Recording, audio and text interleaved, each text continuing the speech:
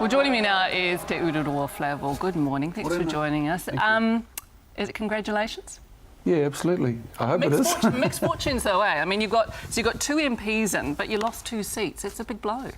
Well, 2 MPs in, and you know, under those circumstances, we're still able to make change if we're in the right position to be able to do that, and that relies on, I suppose, an invitation from the Prime Minister, knowing full well that in the past that he hasn't needed the Maori Party and yet chose to take us, and we hope that he might consider that into this next 3-year term. So there's no question in your mind that if you get the call, you'll take it and you'll sit at the tables now? We'll certainly take the call, and what we'll do is go back to our people and ask the question, just as we've done in the past, to check in to see whether they believe that it's in the best interest of the Maori Party. Your view is it is in the best interest? I think people have seen that in the past 6 years, that Pita Tariana have built a solid foundation for us to build on by way of policy platforms, whānau ora, by way of our ability to interact with the National Party, even though they haven't needed us, and yet we've been able to have that ability to vote against them at every turn. So, you know, it's the best of all worlds, but I think one of the lessons that's come out of this election is that our people have to understand how MMP works, and if you vote Māori, Labour or National, you're going to be right half the time.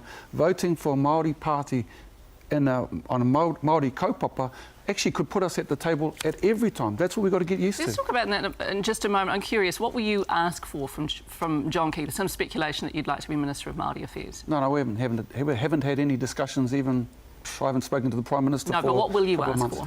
Well, that still remains to be seen. We have a National Council executive meeting this afternoon where we'll sit down, just consolidate, see what happened, have a good corridor about where we go to, and maybe, because I haven't heard it and I haven't had my phone to be fair, but maybe one of our executives has taken a call, I don't know, but the signals are from Mr Stephen Joyce and others that there's every possibility. We'll just wait out and see. Would you like to be Minister of Māori Affairs? I'd certainly like to be a minister, whether it's Māori Affairs or not.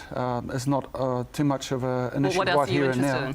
Well, gee, we've got to take this whānau ora, there's developments into the future, there's economic development, there's education, all of it. You know, we've got a part to play in every one of those portfolios. I suppose it's just a matter of how that might be configured. But we're biting off too much right now. We've just got to wait and see what develops. Let's go back to the point that you were making before, that voters seem to be voting National and Labour, but not for the Maori Party, it seems. I mean, what does that indicate to you? Does it suggest perhaps that voters aren't engaged in the notion of retaining Maori seats?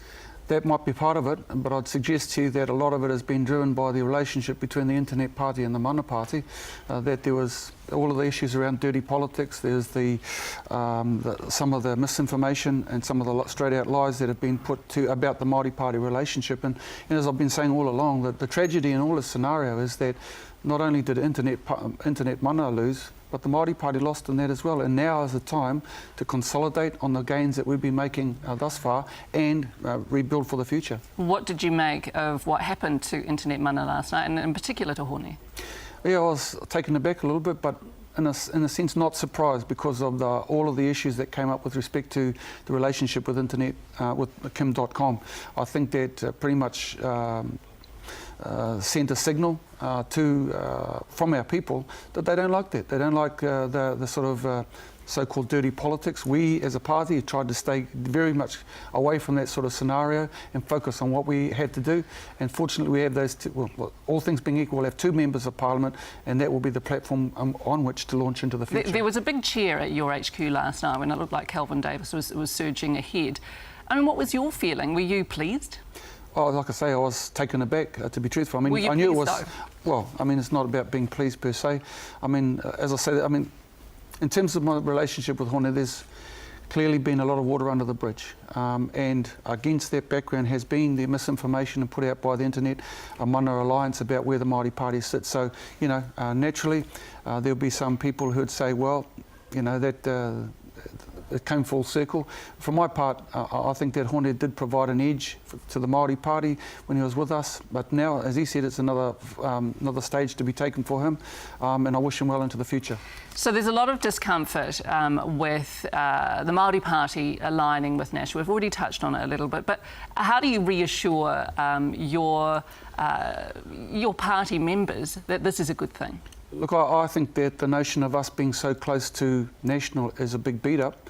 Sure, there's bound to be some effect of that, but what do you mean by a big beat-up? Well, the fact is that we've had a relationship with the National Party that allows us to vote with the budget. Secondly, we're able to vote against National at any opportunity that we've liked, bar the budget. But you've always said that a seat at the table is better than a seat. As I say, this is the big argument. So we can vote against the government at any point. We get policy gains, we get ministerial portfolios, which allows us to make significant gains, and we receive money through a pūtea. We've got the best of both worlds, an ability to make significant gains for what our people want, which is what they want, and secondly, to vote against the government. And in the end, under the current scenario, it might be that no matter if we did vote against them, they're still going to be able to take it through anyway. OK, Miriama Fox, she'll be coming into Parliament with you? I very much hope so, but I don't know what the lay of the land of the final count-up with respect to the special votes.